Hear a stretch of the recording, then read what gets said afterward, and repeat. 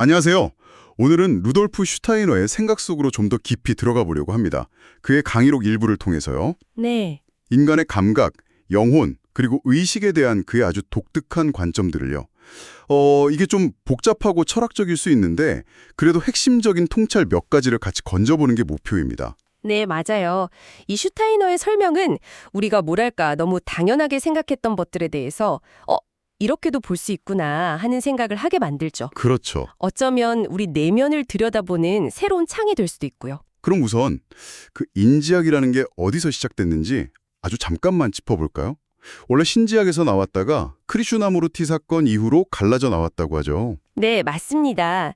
근데 중요한 건 이게 그냥 새로운 종교 같은 걸 만들려던 게 아니라는 점이에요. 아, 그런가요? 네, 오히려 각자 안에 있는 그 나의 힘, 슈타이너는 이히크라프트라고 했는데 이걸 일깨우는 게 목표였어요. 오늘 우리가 다룰 내용도 그런 강의 기록들을 요약한 거고요. 그렇군요. 뭔가 체험적인 지혜를 중시했던 것 같아요. 맞아요.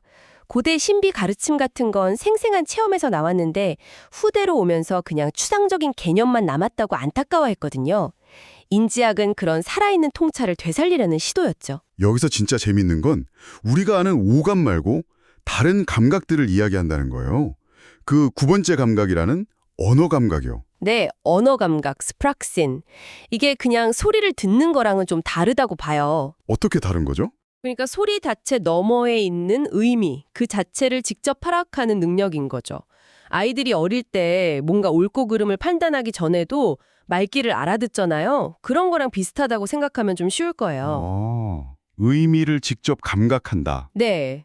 그리고 더 나아가서 개념 감각, 브그립슨이라는 것도 있는데 이건 언어라는 포장 없이 순수한 아이디어나 개념 자체를 파악하는 능력이에요. 와, 감각이 그렇게나 많다니 12가지나 된다고요? 네, 생명 감각, 균형 감각 이런 것들도 있고요.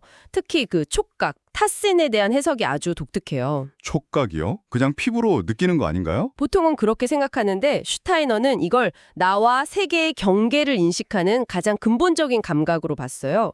일종의 균형 감각의 최고 형태랄까요? 와, 경계를 인식한다. 네, 내가 어디까지고 어디부터가 바깥 세상인지를 알려주는 가장 중요한 센서라는 거죠. 시각에 대해서도 설명이 특이해요. 빛이 눈으로 들어오는 거 아니라고요. 네.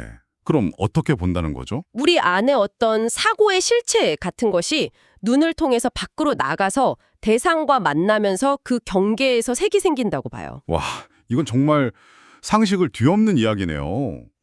내 안의 빛으로 세상을 더듬는 느낌인데요. 그렇죠. 상당히 다른 관점이죠. 감각 이야기도 흥미롭지만 이제 영혼의 활동으로 한번 넘어가 볼까요? 슈타이너는 우리 영혼의 핵심 활동을 크게 두 가지로 봤다고요. 네, 맞습니다. 하나는 판단하는 활동이고요. 다른 하나는 욕망에서 나오는 사랑과 미움이에요. 판단, 그리고 사랑과 미움. 네, 이 두 가지가 우리 내면에서 계속 작용하면서 영혼의 삶을 만들어 간다고 본 거죠. 근데 이게 그냥 우리 마음속에서만 일어나는 게 아니라 외부 세계랑 만날 때 그때 지각, 와르네뭉이 일어난다고요. 정확해요. 예를 들어 우리가 뭔가를 볼 때 그냥 눈으로만 보는 게 아니라 내 안의 판단이나 좋고 싫음 같은 감정이 같이 작용해서 내가 본 것이 구성된다는 거죠. 아, 그러니까 내면의 활동이랑 외부 정보가 만나서 경험이 되는 거군요. 네, 바로 그 지점에서요. 지루함이라는 감정에 대한 설명도 재미있어요. 지루함이요? 그건 왜 생기는 건데요? 우리 안에 이미 있는 생각들이 뭐랄까 새로운 자극이나 내용을 욕망하기 때문에 생긴다고 봐요. 영혼이 뭔가 의미 있는 걸로 채워지고 싶어하는 신호라는 거죠. 아, 영혼의 배고픔 같은 거네요. 그렇죠. 그럼 우리가 나라고 느끼는 이 의식은 어떻게 생기는 걸까요? 여기에도 또 독특한 설명이 있죠. 네, 의식은 마치 두 개의 시간 흐름이 만나는 곳에서 딱 켜지는 불꽃 같다고 비유할 수 있어요. 두 개의 흐름이요? 하나는 과거에서 현재를 지나 미래로 흘러가는 흐름이에요. 우리의 경험이나 기억 같은 걸 담고 있는 슈타이너는 이걸 에테르체라고 불렀고요. 과거에서 미래로 가는 흐름. 다른 하나는 반대로 미래에서 현재를 향해 다가오는 흐름이에요. 우리의 의도, 욕망, 관심 같은 걸 담고 있죠. 이건 아스트랄체라고 하고요. 와, 과거의 나와 미래의 내가 현재에서 만날 때 의식이 생긴다. 정말 시적인 설명인데요. 그렇죠. 기억에 대한 설명도 그래서 흥미로운데요. 기억은 어떻게 해요? 다 기억되는 게 아니라 나 자신이 정말 깊이 관여했을 때만 기억으로 남는다는 거예요. 아, 내가 주인으로 참여한 경험만요. 네, 그 나라는 존재가 일종의 거울 같은 역할을 해서요. 현재의 어떤 관심이나 노력을 통해서 과거의 경험이 그 거울에 비춰질 때, 그때 기억이 떠오른다고 설명해요. 그래서 잠들기 전에 하루를 거꾸로 되짚어보는 연습 같은 걸 제안하기도 하는군요. 맞아요. 그게 단순히 뭘 외우는 것 이상으로 과거 경험에 현재의 나를 다시 비춰보는 과정이니까 기억력 강화에 도움이 된다고 본 거죠. 더 나아가서 상상, 이미지네이션이나 직관, 인투이션 같은 더 높은 인식 단계도 이야기하던데요.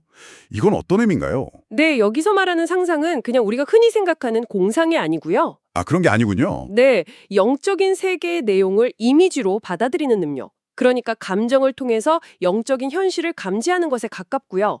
직관은 거기서 한 단계 더 나아가서 영적인 존재나 그 작용 자체를 의지를 통해서 직접 체험하는 걸 의미해요. 와, 이미지로 느끼고 직접 체험하고. 네, 예술 활동이 이 두 능력 사이를 이어주는 다리가 될 수 있다고도 보고요.